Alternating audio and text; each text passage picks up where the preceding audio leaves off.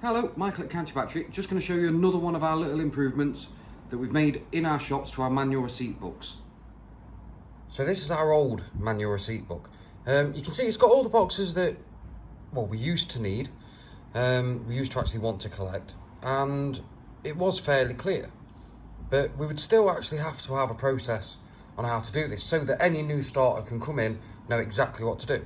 So we thought, instead of just ordering new ones like we always did, we'd actually design something new, try and make it better, try and improve it.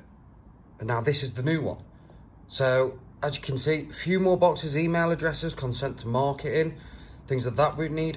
But in here, there's actually built-in processes. So telling you what to do in each step, bit at the bottom of how to fill out once we actually put it onto our order processing system, a lot clearer. Our thoughts are, you can just give this to a new starter, no process is needed, it's all built in, you can do it straight away.